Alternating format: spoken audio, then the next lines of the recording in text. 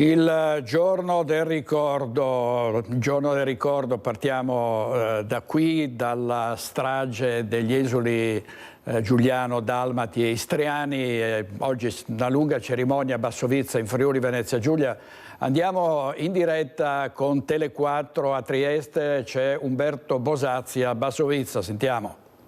Parte anche per quanto riguarda le parole pronunciate dal Presidente della Regione Massimiliano Fedriga, mi è sembrato che come dire, rispetto agli anni precedenti, soprattutto rispetto allo scorso anno, il tono degli interventi è stato tutto sommato molto più misurato e molto più come dire, tranquillo. Il Sindaco ha accennato appunto ha pronunciato le parole crimini titini, il Presidente della Regione, come avete visto, ha sottolineato la necessità di arrivare alla libertà e molti hanno anche accennato all'imbrattamento di sabato mattina, il primo dei quali fra l'altro il Vescovo Trevisi. C'è stata anche, forse l'avrete colta anche voi nella voce di Monsignor Ettore Malnati, una punta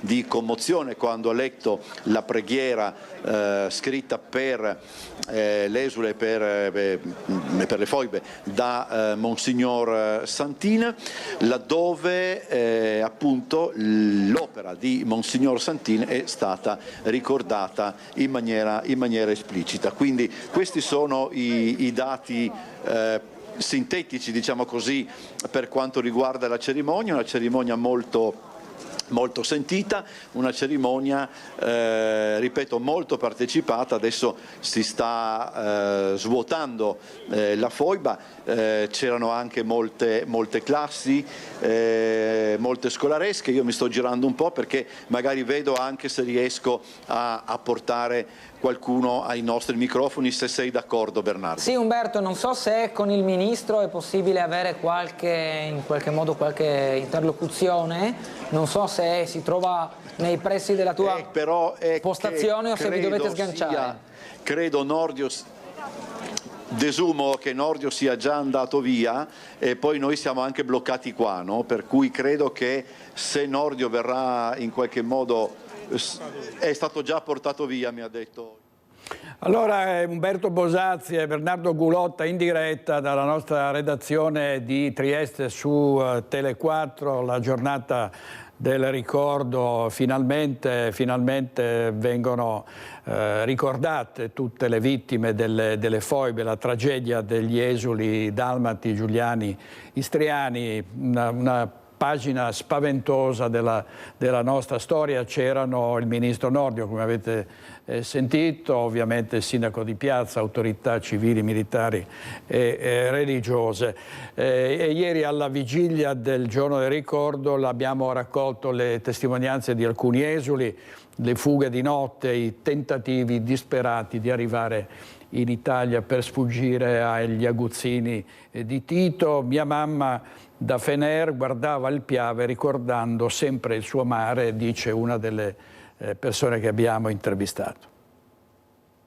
Il suo destino era stato scritto con il sangue. La guerra finita, un giovane uomo istriano che aveva deciso di non lasciare la sua terra e continuare a vedere il mare da casa sua, finché un giorno ha deciso di andarsene, non sapendo però che il viaggio in quella barca per lui e i suoi amici sarebbe stato l'ultimo.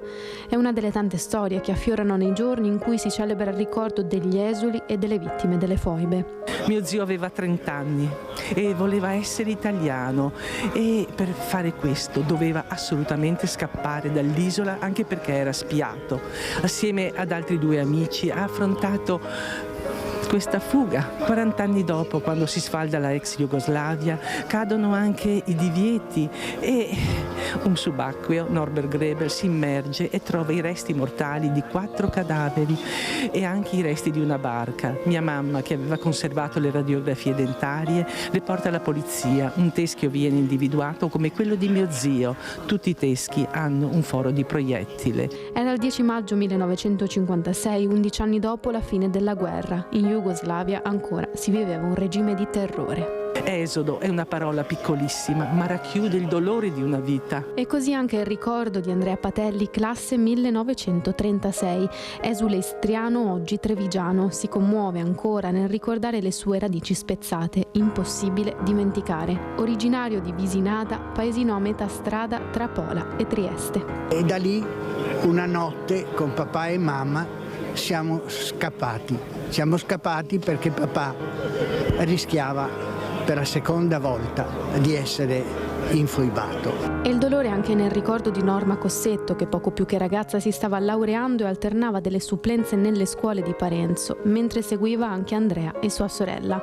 Amava i bambini e loro amavano lei. Andrea era uno di loro. Storie di vite che superano i confini e scrivono la storia. Il mio bisnonno arriva da Venezia, arriva a Visinada, apre la farmacia a Visinada d'Istria e c'era sopra la farmacia, c'era un'insegna che quando ero piccolo non ci facevo neanche a caso, il fatto che si chiamasse Farmacia Patelli all'Ancora. Ma poi, quando sono cresciuto, ho capito, il mio bisnonno voleva ricordare la sua venezianità, voleva ricordare il mare. Mio zio, quello che era il titolare della farmacia qui di Treviso, assieme, aiutato dal contadino nostro che era rimasto in Istria, l'ha tolta quella insegna, l'ha sepolta e dopo molti anni mio cugino è andato a recuperarla. Il legame alla propria terra e al mare. Mia mamma, dopo aver fatto 2 mesi di campo profughi a Udine, si trovava a Fener e lì andava sempre a vedere lo scorrere delle acque del Piave perché aveva bisogno di vedere l'acqua, ecco. E in più la sentivo cantare anche Vola colomba bianca vola, diglielo tu che tornerò. Era un modo per ribadire che lei aveva sempre il desiderio di ritornare nella sua terra. E ho raccolto altre voci in piazza Pola nella commemorazione per la giornata del ricordo organizzata dall'Associazione Paracadutisti Italiani.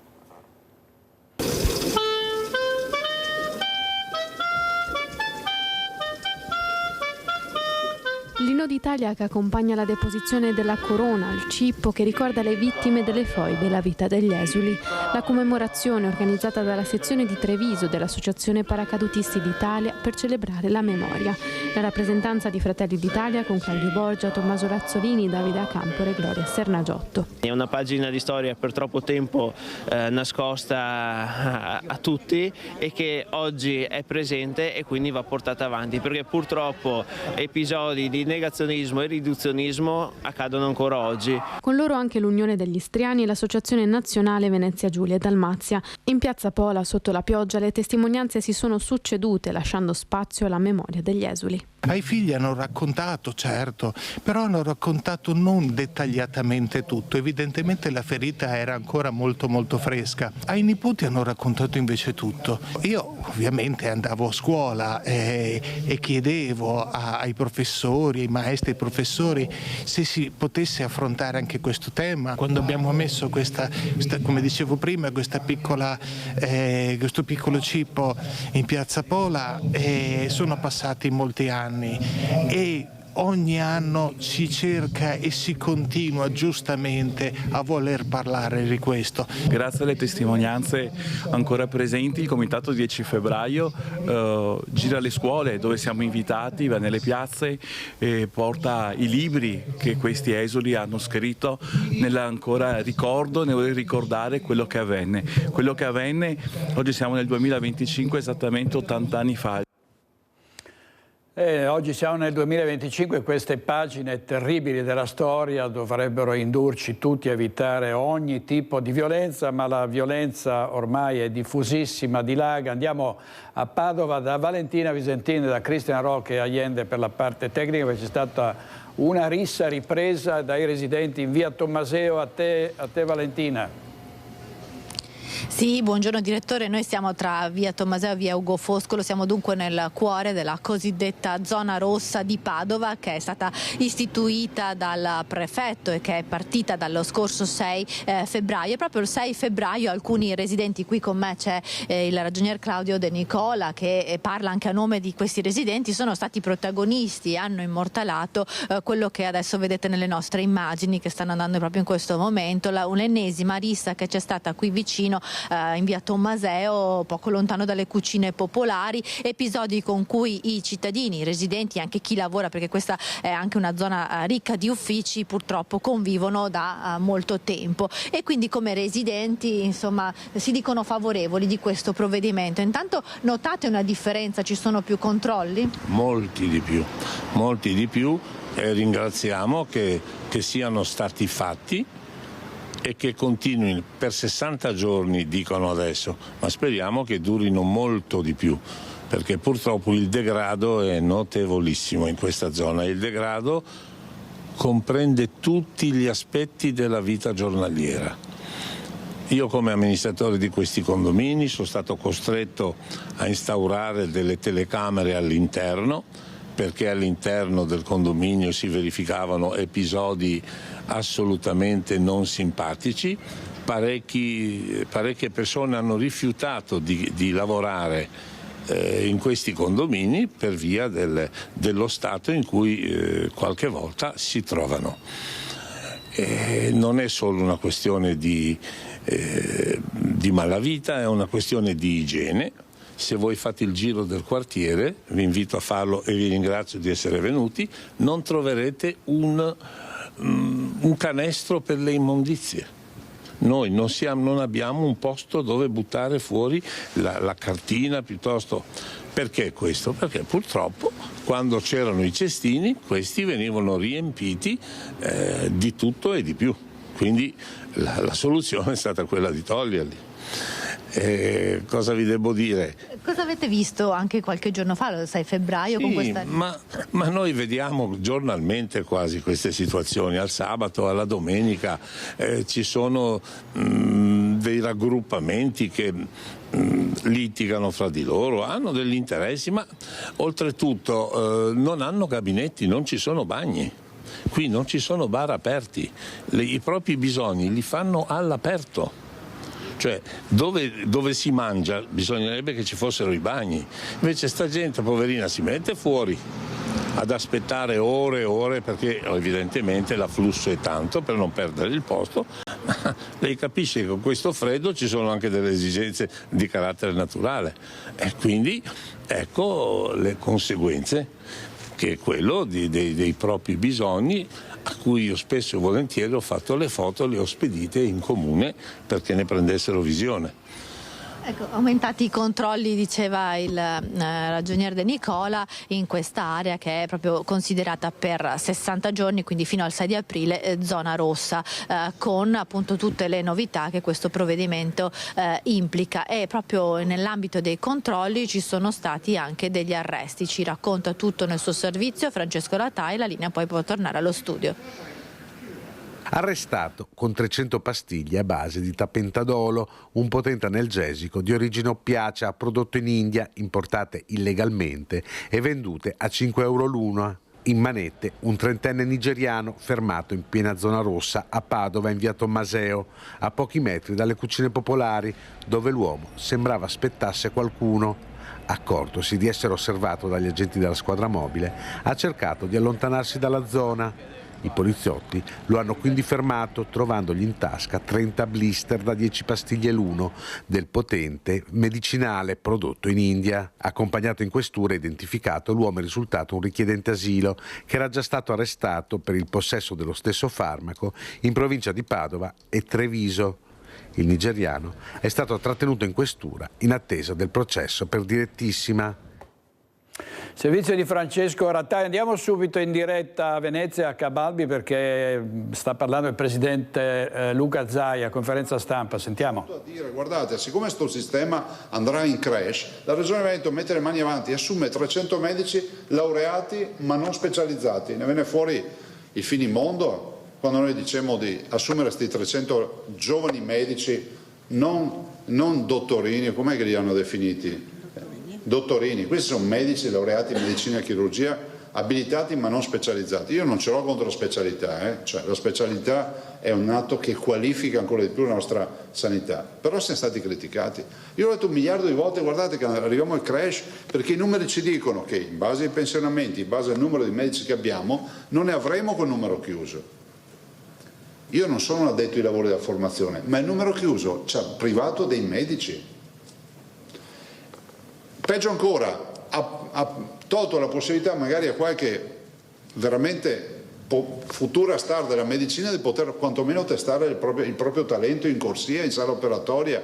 Sentite, come fai a scegliere un grande chirurgo a 18 anni con un test?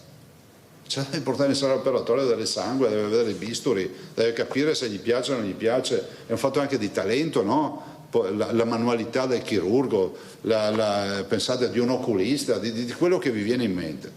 Quindi oggi quanti medici mancano? Ne mancano 50.000 in Italia, grazie a questa grande genialata di una programmazione sbagliata, dei quali 3.500 mancano in Veneto. Guardate che 3.500 medici non sono pochi. Vi do solo un dato: noi nella categoria D, che sono i 30 giorni per il Veneto e per il resto d'Italia sono 60 giorni di attesa, cioè categoria D, le prescrizioni con la D, noi oggi abbiamo 10.814 persone in galleggiamento che attendono una data. Però abbiamo abbattuto questo galleggiamento dell'87% in un anno, da 82.811, poi l'assessore vi darà tutti i dati, tra l'altro sono dati rappresentativi, guardate le curve, lo capite solo dalle curve del lavoro che è stato fatto, lo vedete, no? Si vede? Meno 87% e vedete l'abbattimento di lavoro che è stato fatto. Però il tema qual è? Che se io ho 10.814 persone oggi in attesa e avessi 3.500 medici che mi arrivano, dico guardate ragazzi, fate 10 visite al giorno, 3.500 per 10, sapete quanto fa? 35.000, ne ho solo 10.000 da saturare, vuol dire che potrei fare lavorare un terzo delle 10, basterebbe 3 visite a testa al giorno, la prima giornata abbiamo già chiuso la partita. Questa è la vera tragedia. Però nonostante questo i nostri medici e i nostri operatori sanitari, quindi parlo degli infermieri e degli OS, nel loro complesso, con il loro lavoro, quest'anno hanno prodotto quasi il 5% in più rispetto all'anno scorso. Se è vero che noi abbiamo aumentato di 4.000 unità più o meno, no? OS e infermieri dal 2019, è altrettanto vero che il deficit di medici, nonostante si faccia un concorso ogni 3 giorni, poi l'assessore vi darà i dati, un concorso ogni 3 giorni, perché un'altra boiata che sento dire che non vogliamo assumere,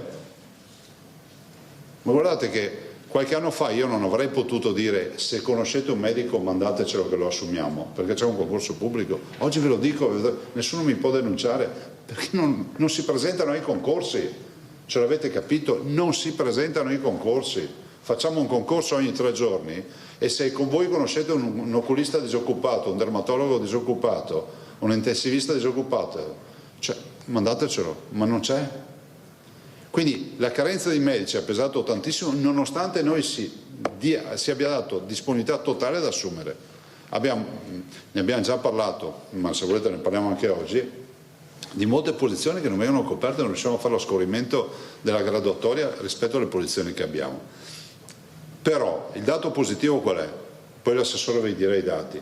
Un abbattimento forte delle liste d'attesa, e questo ce l'avete nella brochure che vi consegniamo. Un grande lavoro che è stato fatto, e perché uno dice vabbè, ma tutta sta premessa ci hai detto fino adesso che mancano i medici, manca qua, manca là, però avete fatto un bel lavoro. Sì, perché abbiamo fatto di necessità virtù, perché abbiamo fatto una cabina di regia regionale per essere ancora più efficienti nella risposta, perché abbiamo introdotto modalità di controllo delle prescrizioni, introducendo anche l'intelligenza artificiale, questo ve lo dico, già ne abbiamo accennato in passato. L'intelligenza artificiale che ci permette di beccare ad esempio dati anomali, di far pulizia delle liste di chi magari resta tra quelli che hanno chiesto la prescrizione, ma magari noi li intercettiamo ovviamente tramite diciamo, banca dati che magari non hanno solo fatto che so la prima visita, ma li troviamo già dall'oculista con una catarata in chirurgia, e quindi l'intelligenza artificiale dice: guarda che questo che ti ha chiesto l'appuntamento ha già fatto una prima visita da qualche parte ed è già in attività, diciamo, operatoria, o si è già operato. Quindi c'è tutto un tema anche sul tema dell'organizzazione di questo lavoro, che ha dato dei risultati. Ma io posso solo, assieme all'assessore, che ringraziare i nostri medici, tutti gli operatori della sanità, che hanno diritto al rispetto a questo. Dopodiché le liste d'attesa, e chiudo, hanno anche una componente che noi dobbiamo guardare in faccia fino in fondo. C'è un grande tema che è quello della medicina difensiva. Perché? Allora, se abbiamo detto che mancano i medici, ma perché ci sono altre componenti sulle quali noi possiamo ragionare, e per questo abbiamo fatto la cabina di regia, per questo coinvolgendo utilizziamo l'intelligenza artificiale. La medicina difensiva. Io se fossi un medico la farei anch'io la medicina difensiva. Cioè, in un paese nel quale ormai davanti agli ospedali abbiamo i pool legali che difendono, ti dicono vieni, attraversa la strada, vieni qua che comunque qualcosa tiriamo fuori con qualche denuncia, voi capite che il tema è che capisco i medici che piuttosto che prescrivere quello che serve, davanti a pressione prescrivono anche qualcosa in più per avere, diciamo, un minimo di tutela, lo capisco. Allora, il Presidente Zaia sulla sanità, avete sentito l'intelligenza artificiale per abbattere le liste delle visite specialistiche, la mancanza di medici che non si presentano ai concorsi. Ci torneremo poi quando i giornalisti intervisteranno il Presidente anche su altre questioni. Ma adesso andiamo a Bassano del Grappa da Vanessa Banzato in diretta, perché c'è stato un incendio che ha distrutto 2 abitazioni e il tetto di un condominio. A te, Vanessa. Buongiorno a te direttore, a tutte le persone che ci stanno seguendo da casa. Noi ci troviamo proprio all'interno del condominio di via Carpaccio a Bassano del Grappa, dove nella giornata di ieri è divampato questo incendio che ha praticamente distrutto 2 appartamenti. Uno è quello e l'altro, chiedo ad Alessandro Costacurta se può inquadrarlo, è quello più in là. 2 appartamenti, non solo, perché anche il tetto è stato fortemente danneggiato dalle lingue di fuoco che sono divampate. Non si sa ancora perché motivo, forse il surriscaldamento di una canna fumaria, questa è l'ipotesi più accreditata. Tanta paura. Con me Antonio Baggio, che tra l'altro è uno dei residenti, e il signor Baggio abita proprio sotto uno dei condomini, giusto? Sì. Degli appartamenti. Gli appartamenti, sì, giusto. Quanta paura ieri e cosa è successo? Paura tanta bene, perché vedi fumo, fuoco e pompieri, è una cosa incredibile, insomma. Ecco, chi è che li ha chiamati? Ho chiamato io, ho chiamato un vicino qua di casa e anche degli altri, penso. Certo, quindi sono arrivati abbastanza in fretta, proprio neanche 10 minuti solo erano qua, insomma. Tra l'altro massiccio l'intervento, direttore, dei Vigili del Fuoco, almeno 17 operatori presenti, non soltanto da Bassano ma anche da Vicenza e da Schio, perché la situazione era particolarmente... 5 macchine di pompieri c'erano. 5 macchine di pompieri. Senta, ovviamente adesso le 2 abitazioni sono state evacuate perché non possono entrare. Illegibile proprio. E l'acqua, diceva, è entrata anche a casa sua? Sì, sotto e attraverso i muri, così passa un po', comunque non eccessivamente, insomma, pochissimo. Insomma. Certo è che ieri qua era un devasto. Ho legato sul pianerottolo, quella della scala qua, correva tutta l'acqua dei pompieri per spegnere il fuoco. Tutto nero? Tutto nero, sì, impossibile, una roba impressionante, insomma. Ecco. Lei diceva fuoco, fumo e non si vedeva niente? Logica, tutta la gente, i pompieri, tutto, non si capiva niente, insomma, ecco. Tanta paura voi? Passare passaggio libero e tutto per i pompieri, insomma. Certo. Tanta paura, sì. Tanta paura? Quella sì. A casa? Ero a casa, sì. Una cosa del genere non si era mai verificata? Ma proprio no. Insomma, tanta paura, ben immaginabile. Adesso danni ingenti, danni importanti che sono in via di quantificazione. Le 2 famiglie che si trovavano qua appunto sono state evacuate. Fortunatamente nessuno è rimasto ferito e, a parte qualche lieve danno, anche gli altri appartamenti sono stati... Il tetto è stato un po' 4-5 metri forato per l'acqua, per spegnere fuoco, insomma. Non l'ho visto bene.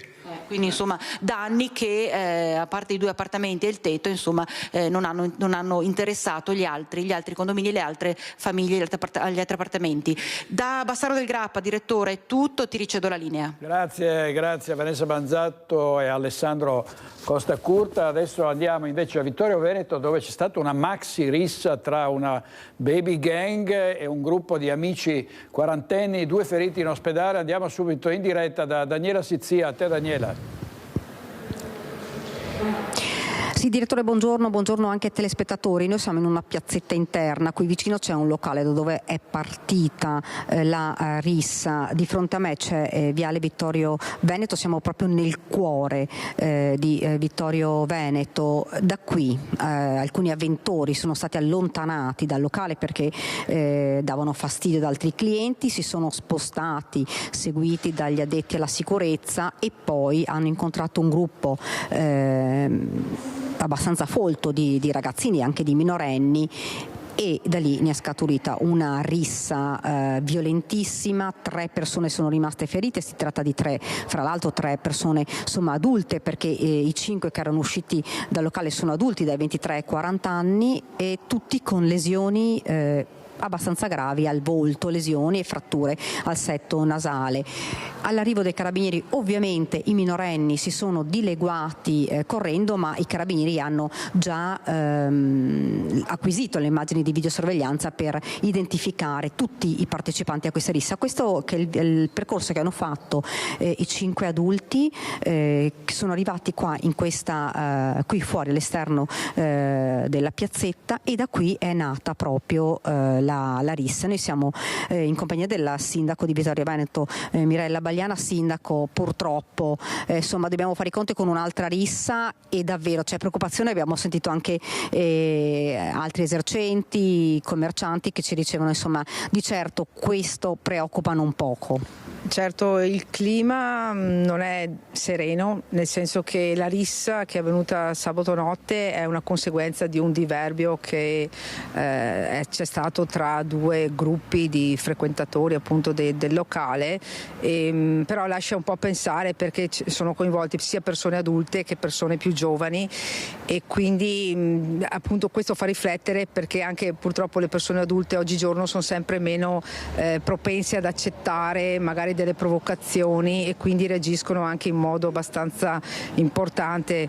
Quindi c'è da fare una riflessione generale anche sul modo di comportarsi, dell'atteggiamento che ognuno di noi ha nell'affrontare delle frustrazioni o dei diverbi o delle situazioni di incomprensione. Ecco, fra l'altro una dinamica che è tutta da ricostruire, nel senso che i carabinieri stanno cercando di capire chi ha iniziato e chi ha continuato, da chi è partita la cosa. Sta di fatto che comunque 3 persone sono finite in ospedale, l'abbiamo detto, con lesioni gravi. Sono dovuti intervenire qua i carabinieri insomma anche in massicce, con una presenza massiccia, proprio perché erano tanti i ragazzini che poi si sono dileguati. Lei voleva lanciare un appello non solo agli adulti e ai ragazzini, un po' a tutti? Sì, certo, l'appello è quello di riuscire a ritornare in un clima di serenità, anche se sarà un po' difficile, perché queste continue aggressioni che si ripetono non solo nella città di Vittorio Veneto ma un po' in tutte le nostre città della provincia e anche fuori dal Veneto danno adito e un po' demoralizzano anche noi sindaci, ma anche gli amministratori, ma in generale la città,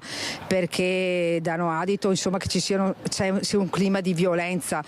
Anche se vorrei anche ridimensionare i dati rispetto a città di Vittorio Veneto, è la città che ha meno incidenza da un punto di vista di questi atti di criminalità, e quindi anche questi sono dati che dobbiamo tenere in considerazione. Ecco, come ho detto, i carabinieri hanno acquisito le immagini in questo momento. Visionando le immagini per identificare i minorenni, non solo, perché verranno sentite ovviamente le persone che sono dovute ricorrere all'ospedale con lesioni e ferite al volto, ma anche il personale della sicurezza del locale che era uscita per allontanare queste persone, che poi è rimasta purtroppo coinvolta in questa rissa. Sindaco, un appello anche alle forze dell'ordine, dice è importante che ci siano. Sì, innanzitutto fatemi anche dare un saluto al bodyguard che è intervenuto avvenuto, che era stava lavorando, stava svolgendo il suo ruolo, e quindi a lui va anche un riconoscimento perché ha cercato poi di dividere queste persone, e quindi una vicinanza alla persona e anche alle persone che alla fine sono state coinvolte. E che è rimasto ferito. E che è rimasto ferito, quindi voglio dire nell'eseguire il proprio lavoro, il proprio operato, ha subito anche questa aggressione. Dopodiché appunto un appello alle forze dell'ordine di essere leggermente più presenti durante le ore soprattutto notturne in quelle zone dove c'è un aumento anche di frequentazione da parte delle persone più giovani, ecco. Grazie Sindaco, da Vittorio Veneto è tutto, direttore cedo nuovamente la linea. Grazie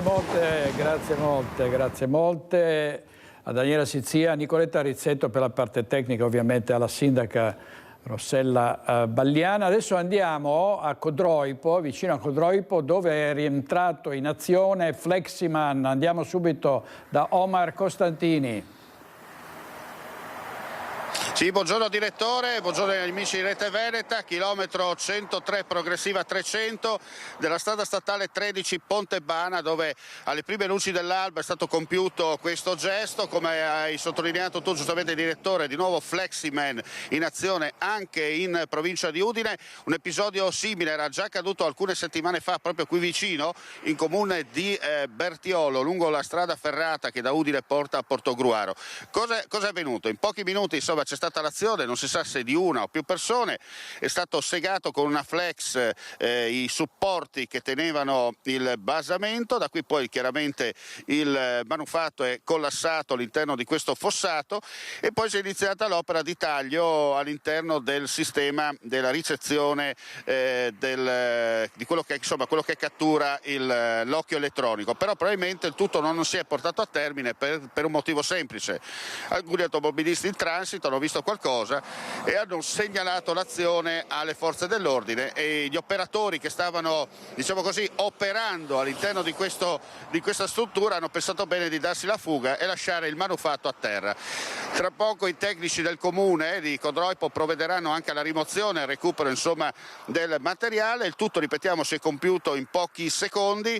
Probabilmente gli stessi autori hanno evitato di farsi immortalare dalle telecamere passando in una zona di ombra, perché questo è un rilevatore stradale, ma c'è anche una telecamera all'interno, e in pochi secondi, come detto, hanno abbattuto il cavo. E questo, tra l'altro, ricordiamo, è uno dei punti più critici per quanto riguarda la rilevazione delle multe, perché questo è uno di quelli che fa, come si dice, cassa, nel senso che questo è veramente un killer per gli automobilisti, è quello che produce più soldi in Friuli Venezia Giulia, tanto per farti una nota veloce direttore. Comunque adesso si procederà alla rimozione di quello che rimane, sarà già installato nei prossimi giorni un nuovo rilevatore stradale, in attesa insomma di capire chi è stato, chi è la mano che ha procurato questo danno. E da Codroipo è tutto, ripasso la linea allo studio.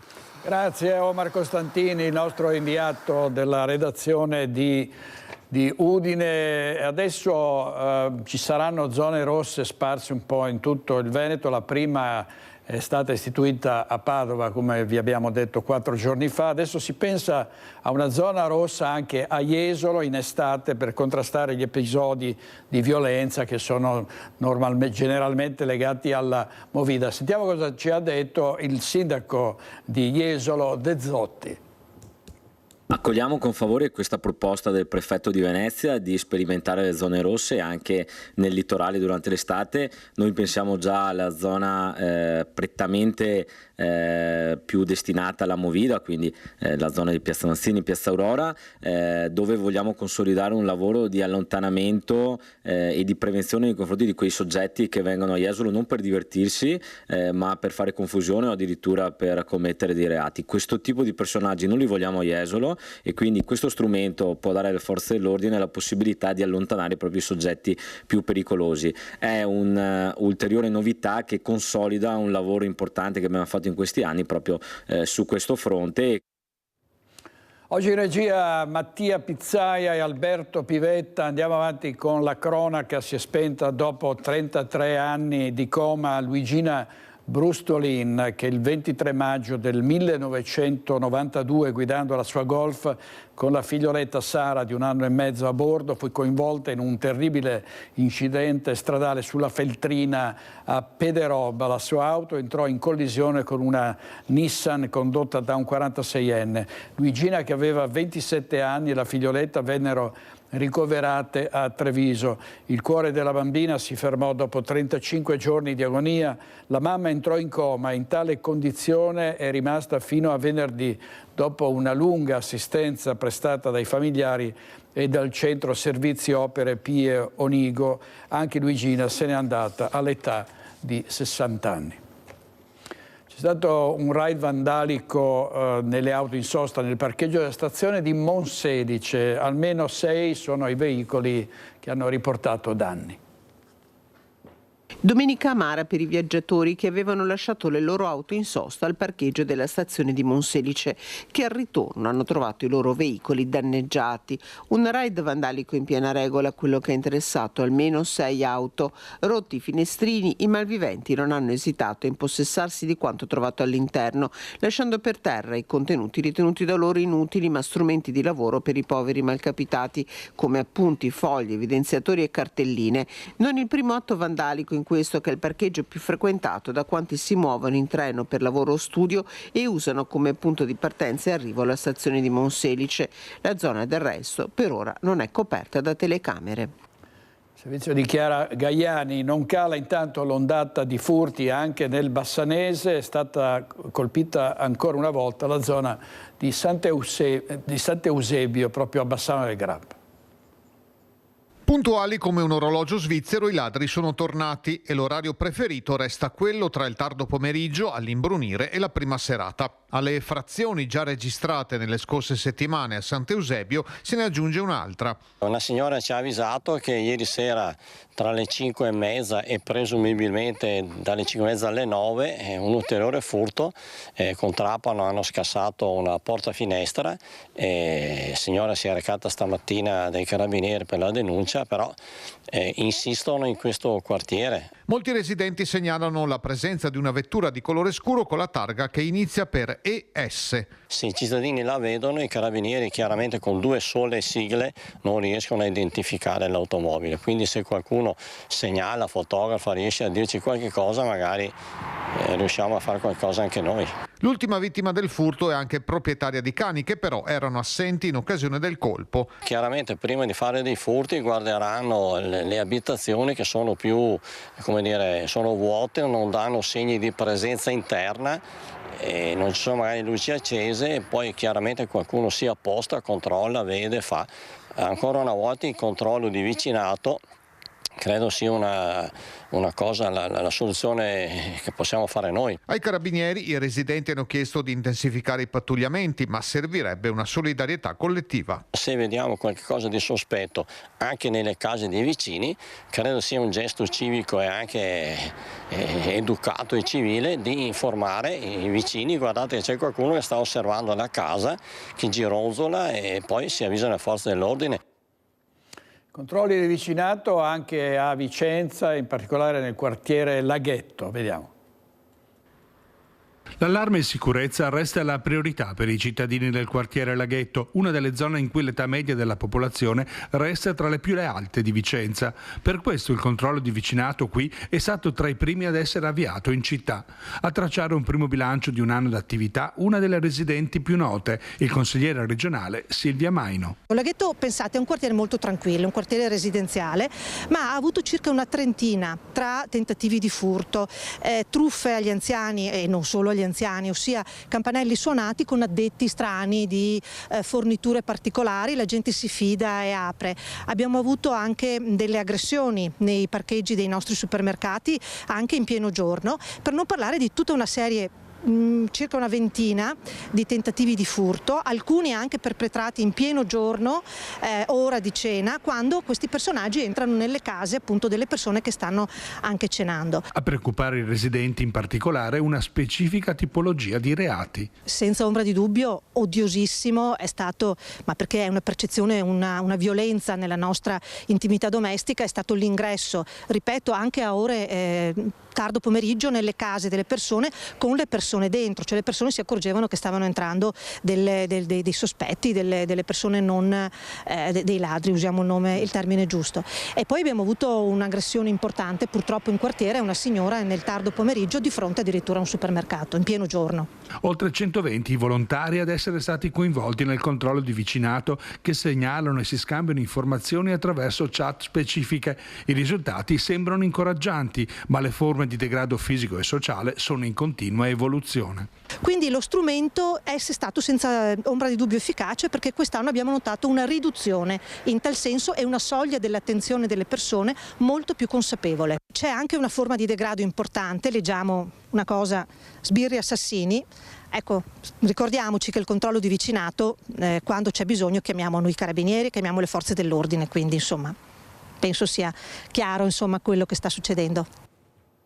Servizio di Daniele Garbino, vediamo la tribuna di Treviso. A Varago scoprono il ladro e lo inseguono, colpo sventato nella villetta. È successo sabato sera, avvistato in via Primo Maggio, il bandito è stato poi bloccato in via Garibaldi e il proprietario ha raccontato: ero fuori casa ma è scattato l'allarme collegato al cellulare.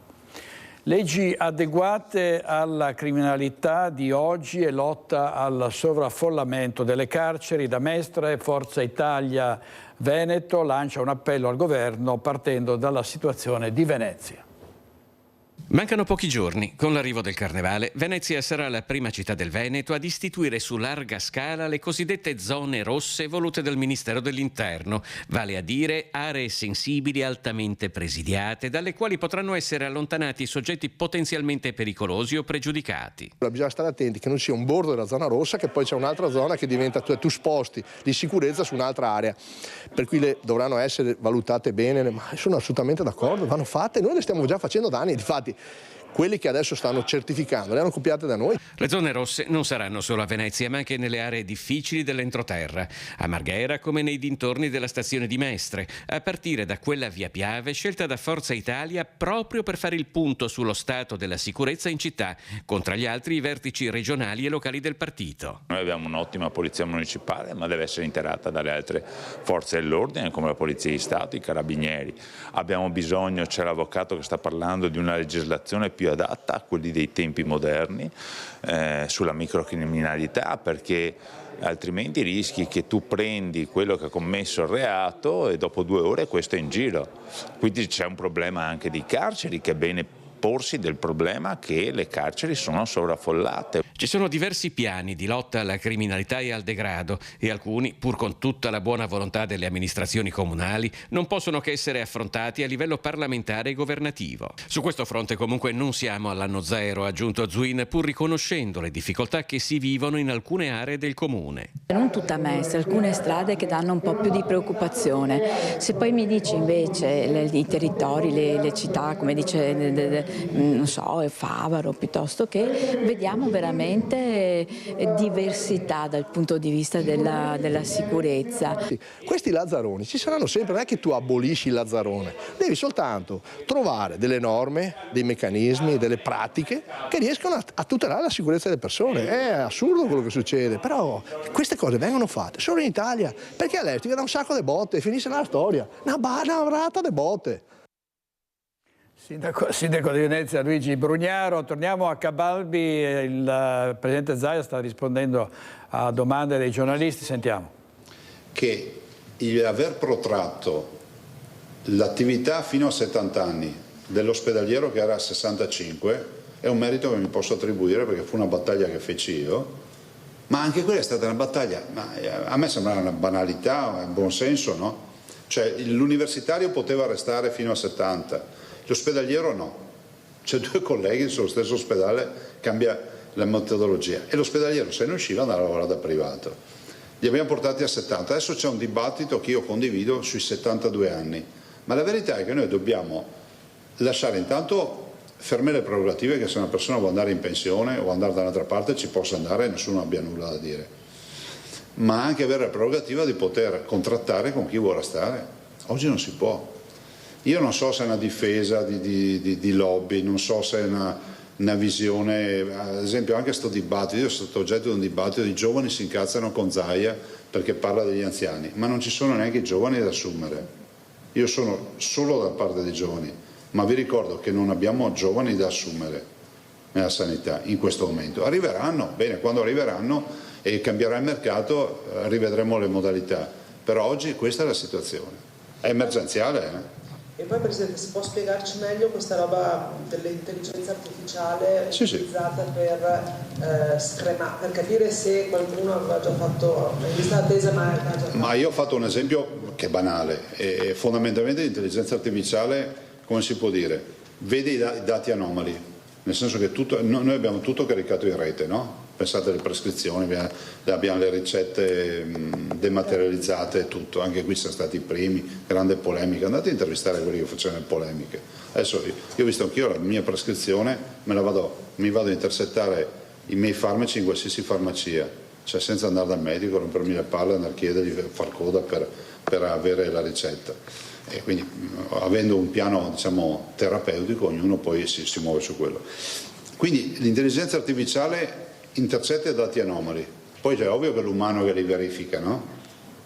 Prescrizioni anomale, il tema delle agende e verifiche. Noi stiamo lavorando perché si possa fare la prenotazione online, abbiamo già un mock-up, abbiamo già un test fatto, noi ce l'abbiamo anche sul telefonino, però vogliamo che sia sicura quando partiamo, perché il nostro obiettivo è quello di pensare che il cittadino il medico gli dice devi farti una risonanza, aprire il telefonino, 30, 60, urgente, quello che è, entrare, però vuol dire che dall'altra parte ci vogliono agende pronte, strutture organizzate, alla fine arriveremo lì, però ancora non siamo nella condizione di farlo.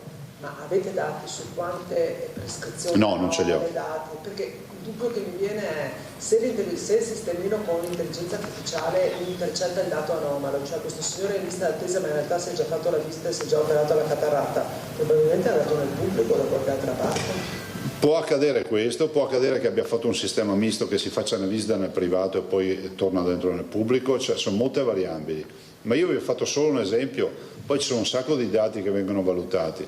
Pensate che in origine c'erano anche dei programmi informatici qualche anno fa che addirittura utilizzando gli algoritmi valutavano tutte le ricette rosse e dopodiché quelle che venivano definite anomale in virtù di parametri che adesso non ti so dire e venivano prese per mano una ad una, si interfacciavano col medico prescrittore, diceva guarda c'hai sto paziente, gli hai prescritto sta roba, ma risulta che per questo dubbio diagnostico non è prevista questa indagine ma è prevista quest'altra, cioè la famosa lastra piuttosto che la risonanza, perché voi sapete che il medico deve mettere il quesito diagnostico, c'è il dubbio diagnostico. Allora, questo era il Presidente Zaia, conferenza stampa, avete sentito sulla sanità e sull'intelligenza artificiale che per molti è una grande opportunità, per altri è un grande pericolo, tutte e due le cose assieme. Il Presidente Macron, in vista di un convegno internazionale sull'intelligenza artificiale, ha pubblicato sui post, sui social questo video, guardate. Je fais cette petite vidéo pour essayer de vous remonter le moral. C'est quand même une dinguerie, tu vois. Mon monsieur. Prends ensuite tous les cheveux qui restent sur le côté droit. La techno a une culture à part entière. On est attaché à la bagnole. On aime la bagnole. Et moi, je l'adore. Et tu voudrais qu'elle soit ta reine ce soir. N'hésite pas à t'abonner pour plus de vidéos. Bisous, mes petits loups. Bien joué. C'est assez bien fait, ça m'a plutôt fait rire. Mais plus sérieusement, avec l'intelligence artificielle, on peut faire de très grandes choses. Changer la santé, l'énergie, la vie dans notre société. Et donc la France et l'Europe doivent être au cœur de cette révolution pour saisir toutes leurs chances et pour pousser aussi les principes qui sont les nôtres, ceux en quoi nous croyons. C'est le but de ce sommet pour l'action sur l'intelligence artificielle. C'est dès demain à Paris. Alors je compte sur vous. Ok, là c'est bien moi.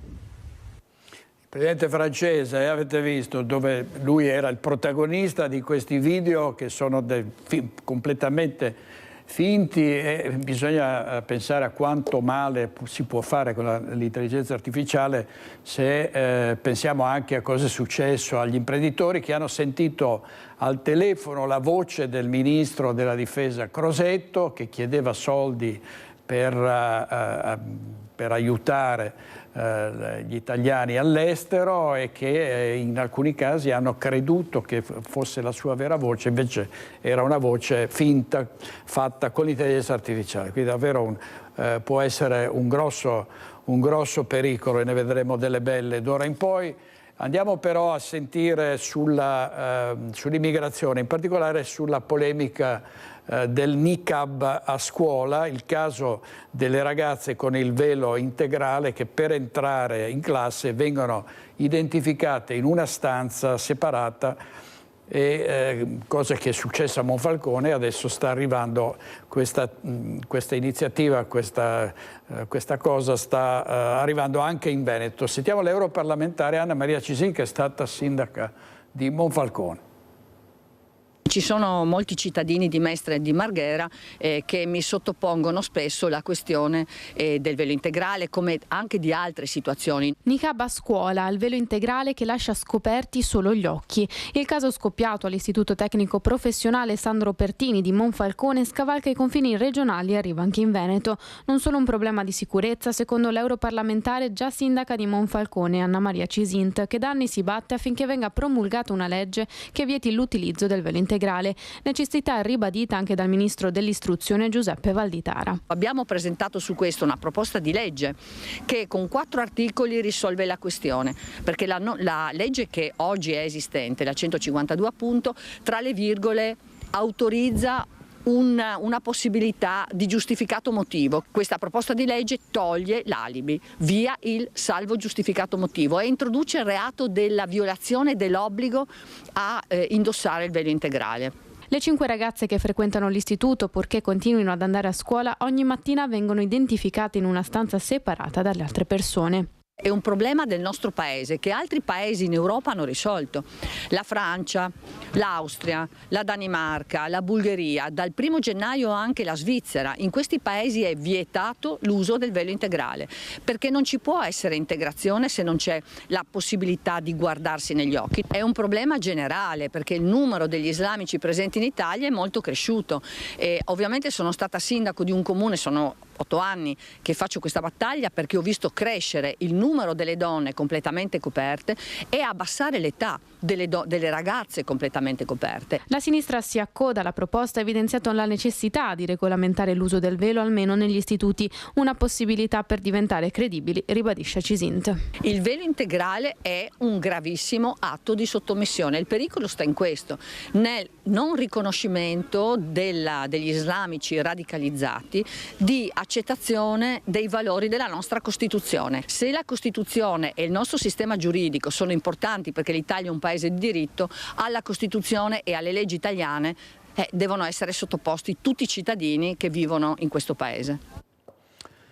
La politica Forza Italia in Veneto è pronta a lavorare per sanare le contestazioni mosse dalla Corte Costituzionale alla riforma Calderoli sull'autonomia differenziata, una battaglia che il partito non è disposto a condurre per altre riforme. Il Parlamento deve sempre muoversi in punta di piedi, perché comunque c'è un potere della magistratura, in questo caso della Consulta, che per carità è l'organo supremo, però ogni volta tu fai una legge c'è il rischio che qualcuno te la smonti. È vero che la Corte Costituzionale ha bocciato la proposta di referendum abrogativo della riforma Calderoli, ma qualche settimana prima, sempre la Consulta aveva anche contestato 7 punti della legge sull'autonomia differenziata, che adesso, secondo il ministro Calderoli, richiederanno un'altra legge per le materie con i LEP. Che la questione autonomia fosse in discesa ci credevano in pochi, era assolutamente in salita e credo che insomma lo capiscano bene. Io tra l'altro ho fatto il parlamentare 2008-2013 quando si parlava della legge ovviamente sul federalismo fiscale, lo ricordate bene, no? E una legge che poi è arrivato il governo Monti e ha messo in un cassetto. Quella della Corte Costituzionale non è una bocciatura del regionalismo come sostengono i detrattori della legge, ma sicuramente per ammissione dello stesso Calderoli e un suo ridimensionamento da sanare il prima possibile. Questa sentenza c'è, ovviamente non si sperava fosse così, io poi sono insomma per la mia storia un convintissimo autonomista e federalista. Però bisogna prendere atto della sentenza, legiferare il più in fretta possibile per modificare di nuovo la riforma e ripartire con l'applicazione. L'obiettivo è arrivare ad una nuova legge entro la fine della legislatura, un lavoro a tappe forzate che Forza Italia però non è disposta a fare per un altro tema, il limite del secondo mandato. Io credo che il terzo mandato sia chiuso, io ho un rapporto buono, lo sapete, insomma, con il Presidente Zaia, sarebbe il quarto mandato, credo che dal punto di vista legislativo questo non sia più il tema. Tutti i paesi occidentali, basta parlare del Presidente degli Stati Uniti, Presidente della Repubblica, c'è un limite ai mandati, che non vuol dire applicarlo a Luca Zaia o a Flavio Tosi quando era sindaco, vuol dire che chi gestisce il Parlamento, il legislatore, decide dei limiti per evitare le concentrazioni di potere. Tanto sono oltre 85.000 le firme raccolte dalla Lega al grido di Il Veneto ai Veneti, centinaia di gazebo in tutte le province perché alle prossime regionali ci sia il Presidente Zaia o in sua assenza comunque un esponente del Carroccio. La mobilitazione del PD padovano davanti agli ospedali della città e della provincia contro i tagli della regione Veneto. Sentiamo Valentina Visentin. A gran voce si alza il grido di chi ogni giorno si trova a fronteggiare una sanità che non dà più le risposte, ma le risposte basilari. Stiamo parlando di mancanza di medici di base, mancanza di posti nelle RSA, dover aspettare mesi e mesi una visita specialistica.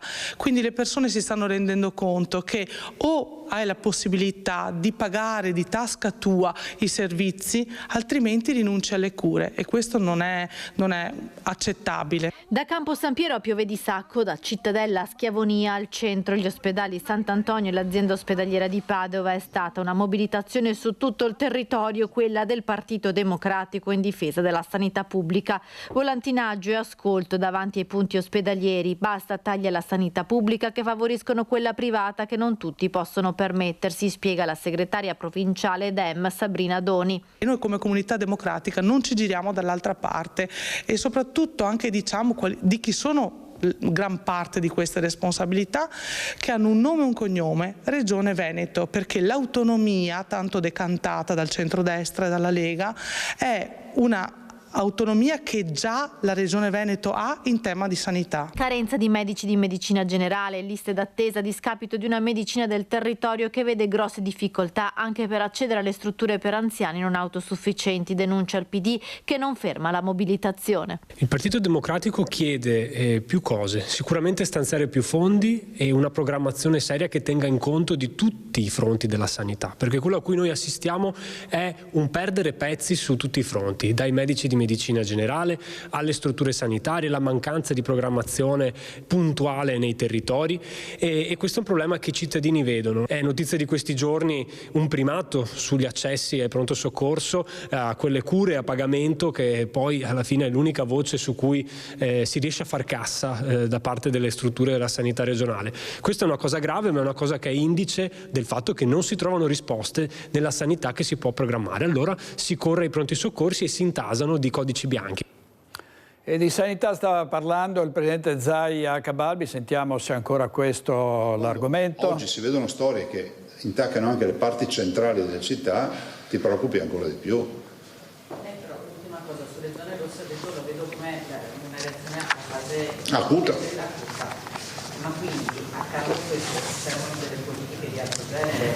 Ma guarda, io se fossi un sindaco prenderei tutti i vigili urbani, parlo in generale, non accomunate le mie dichiarazioni a nessuna città, perché non conosco le dinamiche di Padova, di Treviso, di Verona, cioè fuori da accostamenti maliziosi. Ma se fossi un sindaco prenderei tutte le forze di polizia che ho, che sono la polizia municipale, e dedicherei solo a quello, perché ci sono delle priorità, e ci metterei anche i volontari. Vedrete che poi arrivano anche le forze dell'ordine. Noi non possiamo, io capisco che i report, guarda, non ce l'ho con il fratello ministro Piantedosi, sta facendo un lavoro strepitoso e fatto bene. Capisco i report, ma la verità è che la gente non denuncia più.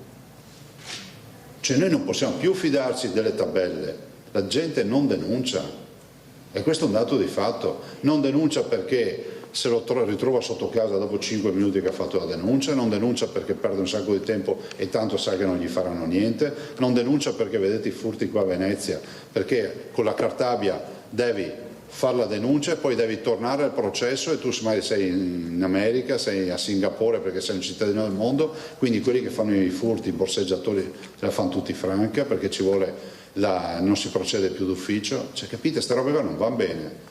Anche su sto fronte qua si modifichi la Cartabia, non so se sia stata modificata, però bisogna andare giù pesanti.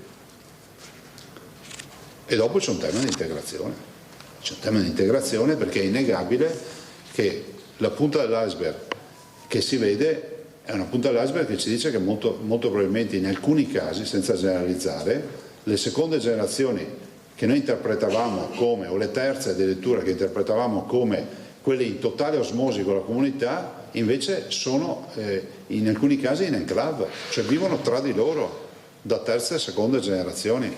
Qualcuno dice ma io mi sento sempre comunque immigrato, ma io vedo ragazzi immigrati che si sono perfettamente integrati.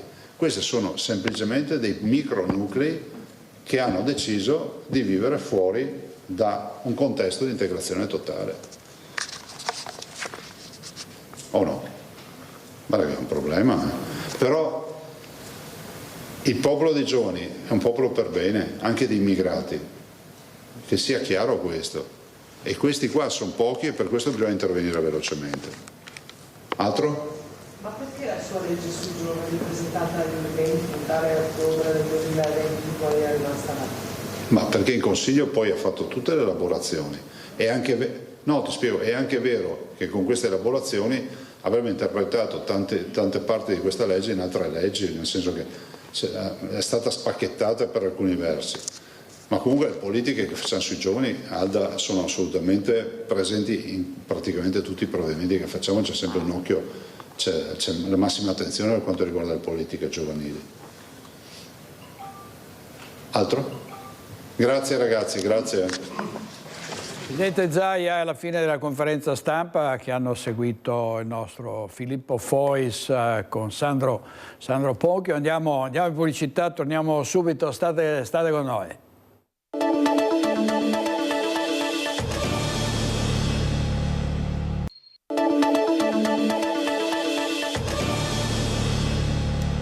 Il presidente Luca Zaia, circondato dai colleghi a Cabalbi dopo la conferenza stampa, sentiamo. Sono medici informatici che hanno vissuto una vita, hanno dedicato la loro vita alla sanità pubblica, sanità che qui non ha abdicato a curare il cittadino, siamo la regione con minor quantitativo di sanità privata a livello regionale e penso che quelli che oggi sono interdetti del poter lavorare nel pubblico perché pensionati vanno a lavorare nel privato. Non capisco per quale motivo nella contrattazione privata non possa entrare nel mercato anche il pubblico. Nel frattempo il gioco dell'intelligenza artificiale per evitare doppie visite, doppi controlli, insomma, e bypassare la burocrazia. Sì, ci aiuta ad essere molto più efficienti a rispondere ai cittadini, ma ci aiuterà sicuramente anche entrando nelle macchine per la diagnostica ad essere molto più performanti nella diagnostica, ad essere molto più rispondenti ai bisogni del cittadino che peraltro già monitora e monitorerà sempre di più parametri biologici, ad esempio con il device del telefonino, piuttosto che altri marchingegni che so che si mette al polso, piuttosto al dito come gli anelli per avere parametri dati personali che sono un monitoraggio dello stato di salute. Quanto la riforma del rapporto dei medici di medicina generale, che potrebbero diventare appunto dipendenti del servizio sanitario nazionale e quindi della regione, può dare una mano a questo problema della carenza? Ma guardi, diciamo fino in fondo che non è una battaglia contro i medici di base, che sono una colonna portante. Abbiamo semplicemente proposto di poter eventualmente assumere i nuovi medici e non avere un contratto libero professionale come accade oggi, e i quali potrebbero essere dedicati ad esempio a zone marginali dove si fa fatica a trovare qualcuno che ci vada in libera professione. Tutto qua, a me sembra una roba di buon senso. Oggi lei ha risposto anche pensando alle lamentele che spesso si sentono dire sulla sanità, per esempio il fatto sono in lista d'attesa ma se pago mi visitano subito. Ma sì, intanto ricordiamo che la prerogativa di avere delle ore, non delle giornate, delle ore di libera professione all'interno dell'ospedale, i medici c'erano per contratto, è un contratto nazionale che io su quello non ho nulla da dire. Però è altrettanto vero che a fronte delle prestazioni di libera professione i medici erogano un sacco di prestazioni pubbliche. Dopodiché, se fosse così vero che se è vero che ti danno subito l'appuntamento in libera professione, è altrettanto vero allora che non è vero che sono così piene queste liste in libera professione, perché altrimenti aspetteresti anche lì. La verità è che noi eroghiamo 80 milioni di prestazioni all'anno in pubbliche e il risultato di questo lavoro si vede: abbiamo 12.000 medici che ci lavorano, 64.000 dipendenti in generale, 2 milioni e mezzo di accessi al pronto soccorso e abbiamo, pensi, mediamente ricoverate ogni giorno 9.000 persone.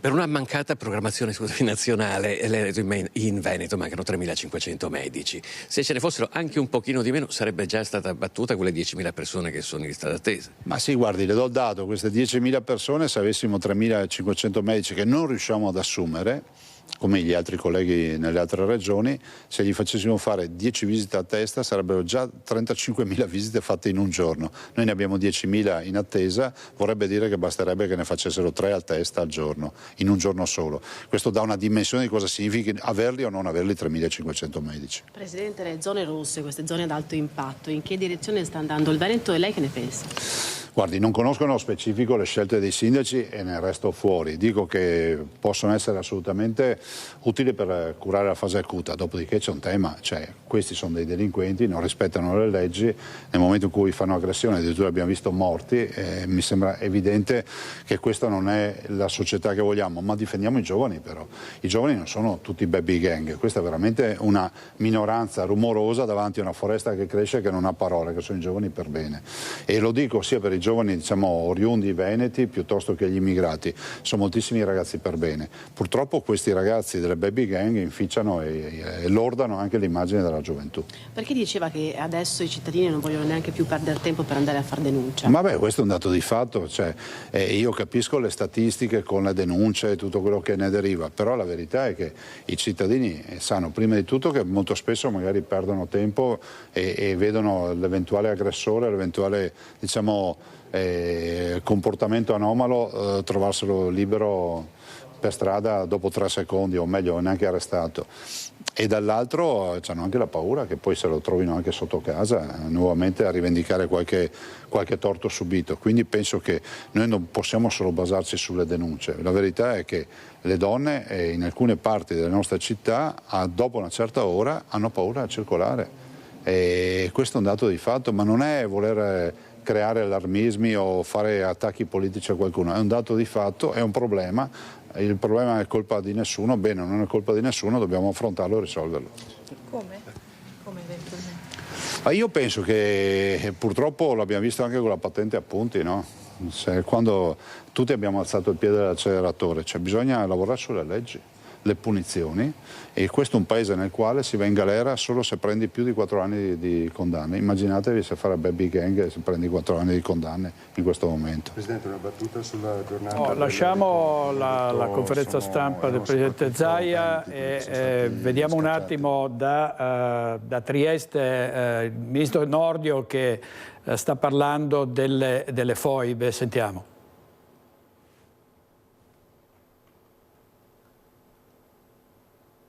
Minacciano. Allora, non sono comparabili le dittature con queste forme di pressione e di potere. È un fatto però che il mondo si evolve e anche le guerre si possono fare in modo diverso. Le guerre, per esempio, da un punto di vista militare, oggi si fanno più con i droni che con i cacciabombardieri, e si fanno con le fake news, tra un po' si faranno con l'intelligenza artificiale. Le guerre finanziarie si possono fare attraverso transazioni finanziarie fittizie provocate proprio da questi algoritmi che possono anche sfuggire al tuo controllo. Noi dobbiamo essere preparati perché la tecnologia avanza e galoppa molto più velocemente delle nostre capacità di controllarla e magari di impedirla, e quindi dobbiamo lavorare di fantasia per capire dove possono arrivare. Guardate che quello che sta accadendo in questi giorni, magari sembrerà anche un po', diciamo, boccaccesco con queste fake news di truffe o addirittura di fotocomposizioni di persone in pose strane, sono niente al confronto di quello che potrebbe accadere se un domani l'intelligenza artificiale sfuggisse al nostro controllo. Per quello che noi dobbiamo convertire questa enorme novità da inconveniente in grande opportunità. Dobbiamo usarla bene, se la usiamo bene sarà un grandissimo passo verso un mondo migliore anche dal punto di vista scientifico, medico e forse anche economico. Grazie. Allora, questo era il ministro Carlo Nordio in diretta da Trieste, la nostra redazione Tele4. Torniamo dal Presidente Zaia che sta rispondendo alle domande dei giornalisti, vediamo se siamo nella parte politica, vediamo. La sicurezza e soprattutto pensare che le nostre donne possano circolare a qualsiasi ora del giorno o della notte senza pensare che queste frasi siano a Marcord, perché sennò l'ho detto, sembriamo quelli che fanno i discorsi rispetto all'Iran, che dicono ma quando c'era lo Shah prima degli Ayatollah, scusami, grazie, prima degli Ayatollah ci fosse giravano con le minigonne in Iran e con i capelli sciolti, adesso col burqa, non deve essere a Marcord, quella è la normalità, girare non coperte. Critico anche nei confronti di questa politica di flagranti. Beh sì, ma questo è un problema che l'Occidente sta attestando. Penso che la storia dei Lego ne abbia data una dimostrazione. Io mi sono anche chiesto, è normale dire maschio o femmina, no? Parla della presa che metti sul muro, c'è maschio o femmina. Io sono figlio di un meccanico, penso avrò sentito 100 volte al giorno quando lavoravo in officina il tema maschio e femmina. C'è addirittura il filetto per filettare i bulloni, c'è il maschio e la femmina. Vabbè, se siamo arrivati a sti livelli veramente non abbiamo neanche più dignità.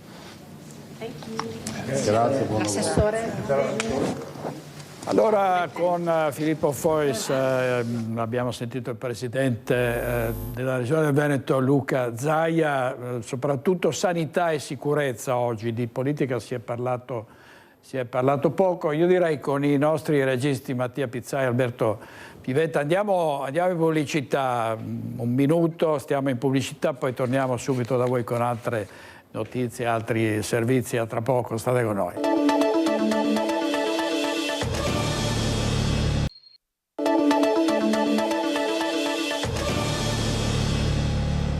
Preoccupazione per l'influenza aviaria che si sta diffondendo soprattutto nel nord Italia, in particolare nel Veneto, dove ci sono 7 focolai.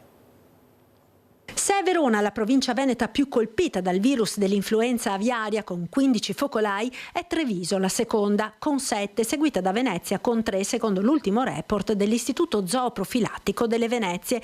Il virus H5N1 si diffonde portato dalle specie selvatiche di volatili che facilitano la propagazione negli allevamenti avicoli, ma il virus dell'aviaria ha fatto anche il salto di specie infettando altri animali. Recentemente negli Stati Uniti si è diffuso in centinaia di allevamenti di bovini ed ha contagiato molte specie di mammiferi. Si teme, come già accaduto, che si trasferisca all'uomo, e se le conseguenze sono pesanti per gli allevatori, visto che la presenza del virus impone la soppressione e distruzione di tutti gli animali infetti, quali sono i rischi per l'uomo? È un virus che, se inalato profondamente può creare dei danni, può avere un'alta mortalità, ma sappiamo che anche quello che è successo in America, quando si trasmette, passa dall'animale all'uomo, di solito da una congiuntivite, una banale influenza o un raffreddore. Quindi direi per il momento non c'è ancora il timore di un virus pandemico, però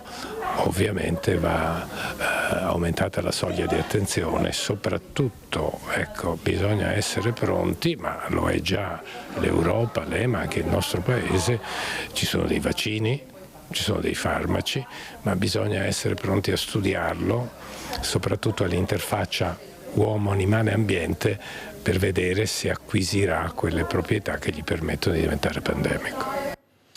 Sono Giorgio Palù nel servizio di Marta Marangon. Vediamo la crisi della Berco, cresce la preoccupazione anche in Veneto dopo l'annuncio dell'avvio della procedura di licenziamento per 247 lavoratori. Prima Prima la disdetta del contratto integrativo, poi a sorpresa la comunicazione della riapertura della procedura di licenziamento collettivo per 247 lavoratori della Berco. Dopo quella che sembrava un'apertura del dialogo, ieri sera è arrivata la doccia gelata con la comunicazione dell'azienda che fa capo alla multinazionale tedesca ThyssenKrupp di andare avanti con le procedure di licenziamento collettivo. Il tentativo di trovare 480 lavoratori disponibili ad accettare la mobilità volontaria non ha dato i risultati sperati dall'azienda, solo 152 hanno accettato e questo, comunica Berco ai sindacati, non consente la necessaria riduzione dei costi, di cui la decisione di procedere unilateralmente con i licenziamenti. Se la preoccupazione è altissima in Emilia-Romagna, dove nello stabilimento di Copparo sono occupati oltre 1200 dei 1400 dipendenti che la Berco ha in Italia, cresce l'allarme anche a Castelfranco, dove è stata rinnovata per altre 13 settimane la cassa integrazione. Preoccupazione è stata espressa dall'assessore regionale al lavoro Valeria Mantovan per la chiusura del confronto dopo le decisioni unilaterali dell'azienda. Resta confermato l'incontro del tavolo di crisi presso il Ministero per le imprese del Made in Italy previsto per giovedì prossimo a Roma. In quell'occasione, conclude l'assessore Mantovan, sarò presente di persona e chiederò di riaprire la fase di confronto per la definizione di soluzioni condivise, in particolare per lo stabilimento Berco di Copparo, che impiega direttamente anche molti lavoratori veneti. Preoccupazione per gli ultimi sviluppi della crisi anche da parte del sindaco di Castelfranco. Siamo preoccupati, spero che gli interventi a livello ministeriale possano essere proficui per far sì che il rilancio dell'azienda attraverso un piano industriale che sembra non essere proprio stato spiegato appieno e la valorizzazione insomma dei lavoratori che rimangono chiudano questa vertenza che sta preoccupando anche Castelfranco Veneto. Stiamo alla CGIL su un caso di caporalato che era venuto alla luce l'estate scorsa e che aveva visto coinvolti diversi cittadini indiani. Sentiamo. Abbiamo avuto anche il riconoscimento per 8 di questi lavoratori del permesso di soggiorno e a seguito di questo riconoscimento oggi stiamo cercando per loro un posto di lavoro. 8 lavoratori che avevano portato alla luce un caso di caporalato tra le campagne della Marca, costretti a vivere in una casa fatiscente a Negrisia di Ponte di Piave, hanno deciso di proseguire l'iter per il permesso di soggiorno supportati dalla FLAI CGIL e da qualche settimana hanno ricevuto il documento. Ora, dopo aver trovato anche un'abitazione, questi cittadini si trovano ad affrontare un'altra situazione a dir poco paradossale. Oggi questi lavoratori che hanno un permesso di soggiorno che prima non avevano, oggi non trovano un posto di lavoro perché non ci sono aziende disposte ad assumerli. Da qui un appello. Io vorrei che arrivasse qualche telefonata di qualche datore di lavoro che dice io sono pronto ad assumere, mettetemi in contatto con. FLAI CGIL ha presentato al governo una proposta per una legge che intervenga a proposito dei permessi di soggiorno, un incentivo, spiega Casanova, per portare a galla casi di caporalato, altrimenti difficilmente i lavoratori denunceranno per timore di perdere il lavoro. Per noi risulta evidente e fondamentale in questa fase un provvedimento di natura legislativa che consente in via automatica a chi denuncia fenomeni di questo tipo di avere il riconoscimento del permesso di soggiorno, perché questi lavoratori che hanno denunciato hanno avuto il permesso di soggiorno solo grazie al fatto che la FLAI CGIL si è fortemente interessata al loro caso. Intanto sta per vedere la luce il progetto di un camper che possa portare il sindacato direttamente tra i lavoratori per contrastare ulteriormente il caporalato in agricoltura. Abbiamo quasi ultimato la trattativa per l'acquisto del mezzo, poi dovremo sistemarlo in maniera tale che sia praticabile e funzionale all'uso che intendiamo farne. Ecco. Certo. Ma diciamo che siamo a buon punto. Quindi nel giro presumibilmente di un mesetto, con l'inizio della primavera, secondo me riusciamo, come dire, ad essere per strada, a fare il cosiddetto sindacato di strada che vogliamo praticare realmente. Servizio di Francesca Bozza, intanto è pronto il disegno di legge sulla partecipazione dei lavoratori ai processi organizzativi al capitale aziendale. Secondo gli esperti il Veneto è pronto a fare questo passo. Troppo presto per immaginare la presenza di lavoratori all'interno del CDA di un'azienda, ma i tempi sono maturi per iniziare a parlare di una loro partecipazione finanziaria ed organizzativa all'impresa. È partita dalla Marca e dal Veneto la chiamata Nuovi modelli d'impresa, con l'impulso della Fondazione Capitale e Lavoro guidata da Giuseppe Milan, già direttore di Confindustria Veneto Est. Affidato ad un parterre di esperti tra imprese portatrici di buone pratiche e politici di lungo corso, il dibattito su opportunità e criticità questa mattina ad Oderzo, davanti ad una nutrita platea di imprenditori, portatori di interesse e rappresentanti di categorie. La cultura collaborativa c'è, si tratta di organizzarla adesso. È importante che ci sia una disciplina fiscale di favore per queste componenti della remunerazione del lavoro che potrebbero essere collegate a risultati dell'impresa, al possesso anche di titoli legati all'impresa. Anche se le difficoltà non saranno piccole, forse è arrivato proprio il momento di, anche partendo da esperienze dal basso, affermare qualcosa che va nel senso opposto a quello che sembra prevalere oggi, quindi verso una maggiore unità di intenti, una maggiore condivisione, una maggiore attenzione anche alle esigenze degli altri e non soltanto al bisogno di guadagno. Il dibattito, quello sulla partecipazione dei lavoratori alla gestione e ai risultati delle imprese, ha assunto una nuova centralità con la proposta di legge attualmente in discussione alla Camera dei Deputati. L'obiettivo: disciplinare la partecipazione gestionale, economica, finanziaria, organizzativa dei lavoratori nelle aziende italiane. Un processo che in Veneto sembra maturo e che potrebbe aiutare a scongiurare l'esodo dei tanti giovani imprenditori dall'Italia. I numeri anche qui delle Camere di Commercio, dell'Istat, dicono che la generazione di nuove imprese è in una fase un momentino di stanca e di calo. Questo è chiaro che è un modo di far passare cultura imprenditoriale nel lavoro che poi può diventare rigenerazione di nuova impresa. Oggi abbiamo la necessità di rendere attrattiva l'Italia, di rendere attrattive le imprese, di rendere attrattivo il lavoro industriale. Se non ricostruiamo una nuova cultura attorno a questi obiettivi sarà difficile far trasmettere alle nuove generazioni che è utile restare. Torniamo a Bassano del Grappa, dove si infiamma il dibattito sulla nuova area commerciale di Via Colombo. I 1500 metri quadrati dell'area agricola che sarebbe destinata a diventare commerciale in Via Colombo fanno discutere animatamente maggioranza e minoranza di Bassano. La commissione urbanistica di giovedì è stato un passaggio ufficiale in cui si sono scoperte e viste le carte. Qui non possiamo permetterci di creare una nuova area commerciale andando in realtà contro a quello che è l'interesse pubblico.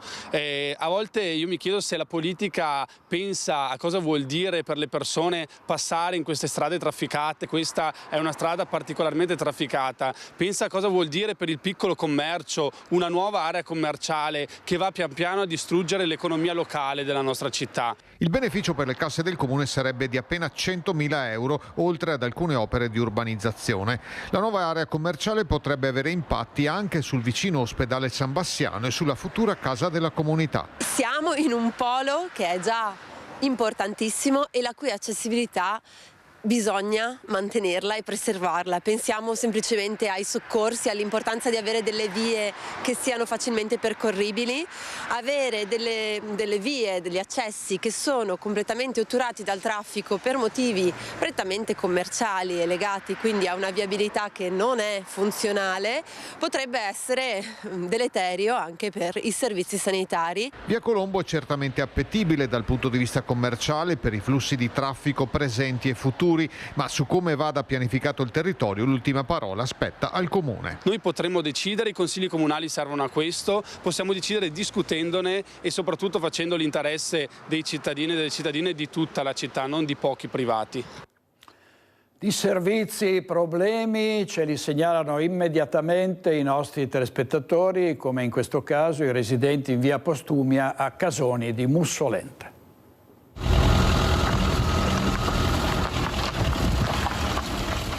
Questa è la situazione di via Postumia. Siamo a Casoni di Mussolente, lungo un tratto di strada privata, una laterale della comunale. I residenti ci hanno chiamato perché non ne possono più. Buche profonde, come abbiamo constatato anche noi, che diventano pericolose soprattutto quando piove. Quando piove la strada è completamente allagata, c'è la fermata del bus della scuola e non si riesce a portare i bambini, cioè, è pericolosissimo anche per i bambini lì, per la fermata. Quindi dovete accompagnarli in macchina per forza? Esatto, quando piove e anche quando non piove che è tutto bagnato bisogna portarli in macchina. Da quando... Tu guardi dall'inizio alla fine della strada è una buca unica adesso, è tutto allagato. Da quanto tempo è che sta andando avanti questa situazione? 10 anni. Sta diventando insopportabile come situazione, insomma, quindi il più presto da parte che il comune si faccia sentire in qualche modo, insomma. Io non dico di asfaltare tutta la strada, ma almeno che diventi ripercorribile, insomma. L'ultima volta che abbiamo chiamato ci avevano promesso che sarebbero venuti a sistemarla, è passato un mese e non si è visto nessuno. Ma voi avete parlato con l'ufficio tecnico e l'ufficio tecnico vi ha promesso che sarebbero venuti? Sì, un mese fa. L'ultima volta è stato un mese fa e hanno detto che ci venivano a mettere a posto la strada, tanto per farci star zitti, perché non telefonassimo più probabilmente, per non rompergli più le scatole. Prima portavano sempre la ghiaia, adesso 10 anni non la portano più, che prima se la mettevamo a posto noi. 8 famiglie gravitano su questo tratto di via Postumi e si dichiarano favorevoli alla cessione al comune della proprietà purché venga sistemata. 8 famiglie che sono favorevoli a cedere questo tratto al comune? Sì. Noi siamo tutti favorevoli. Bisogna sentire anche i proprietari dei terreni agricoli, però là sta il comune a interpellarli. Sì. E nelle loro parole c'è molta amarezza. Siamo stati proprio abbandonati dal comune di Mussolente, cioè non interessa neanche la sicurezza dei bambini, perciò vedete voi. Noi ovviamente andremo a chiedere spiegazioni alla sindaca di Mussolente. E a Padova verrà rimontato in aprile lo storico ponte Paleocapa, il restauro si sta completando e nel frattempo da marzo pronte anche le piste ciclabili.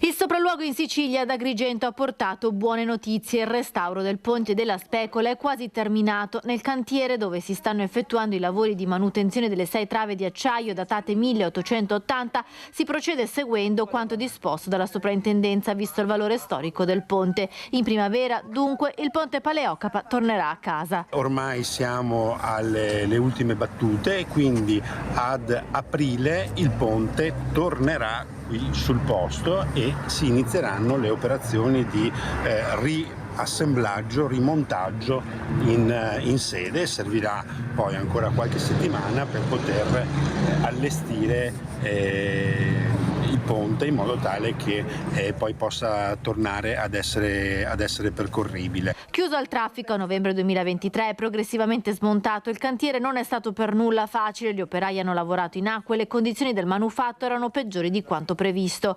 Ora però l'opera è quasi pronta, compresi gli oltre 20.000 chiodi che dovranno fissare le travi e che sono stati riprodotti identici a quelli dell'epoca e che verranno fissati a caldo. Il ponte poi dovrebbe essere riaperto al traffico per giugno. Nel frattempo stiamo ultimando le piste ciclabili e a marzo finiremo con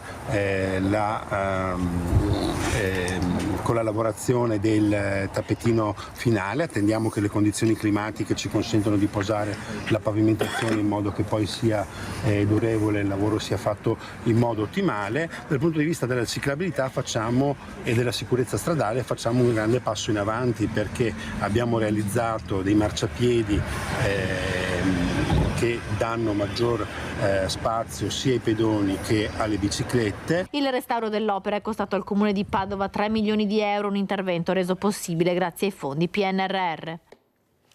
A Montebelluna è stato ricordato come ogni anno Little Tony, all'anagrafe Antonio Ciacci, uno dei più importanti nomi della canzone italiana, che nel 1995 divenne cittadino onorario di Montebelluna, dove soggiornava in casa dell'amico Roberto Valerio, al quale ha lasciato ogni cosa, un patrimonio storico musicale che potrebbe diventare un'attrattiva turistica per la città. 30 anni fa Little Tony diventava cittadino onorario di Montebelluna e per questo Roberto Valerio, fan, amico ed erede del cantante sammarinese, sta cercando uno spazio per allestire un museo dedicato a quello che è stato definito l'Elvis Presley italiano. In realtà la proposta non è nuova, anzi ritorna puntualmente il 9 febbraio, giorno della nascita di Antonio Ciacci, ma anche il 30 di dicembre, data nella quale l'allora sindaco di Montebelluna, Silviero Zaffaina, diede la cittadinanza onoraria all'aria della città dello scarpone e della calzatura sportiva. L'idea del museo è legata al lascito di Little Tony all'amico Valerio. Migliaia di pezzi di una raccolta unica al mondo che potrebbe riempire non uno ma addirittura 3 musei. 2 peraltro sono già in fase di realizzazione. San Marino hanno confermato che fanno un museo perché lui era cittadino di San Marinese. Tivoli vuole fare anche lui, dedicargli qualcosa, perché a Tivoli gli ha già dedicato una scultura in piazza Garibaldi e più gli ha dedicato un giardino e più gli ha messo la targa dove è nata. Perché Tony è sepolto con la sua tomba di famiglia a Tivoli. Ora mancherebbe solo Montebelluna, o meglio solo uno spazio adeguato magari del comune, che potrebbe per questo ricevere in lascito proprio da Valerio ciò che Little Tony gli ha donato, perché, sottolinea il promotore dell'iniziativa, i soldi per realizzare un museo in realtà ci sono. Io ho qualche imprenditore qui di Montebelluna che mi darebbe una mano, l'importante è trovare il posto. Per Montebelluna non solo uno spazio storico, artistico, musicale, ma anche una grande occasione turistica per i milioni di fan di Little Tony tuttora presenti al mondo. Appassionati non solo della sua musica, ma di un modo di essere di quegli anni, testimoniato da tanti oggetti simbolo dell'Italia del dopoguerra, che sognava l'America ammirando le sue macchine da sogno. Materiale ce n'è tantissimo per fare 3 musei che lui mi ha donato tutto e anche 2 bellissime macchine, 2 Cadillac, una degli anni 50 e una degli anni 70. Servizio di Lucio Zanato, stasera Focus, gli ospiti Roberto Bet, Lucrezia Favaro, Nivo Fior, Alessandro Loddo, Gennaro Marotta, Pietrangelo Pettenò, Enzo Siviero, Antonella Tocchetto e Stefano Trubian. È tutto per oggi, grazie ai nostri registi Mattia Pizzai, Alberto Pivetta, buona giornata.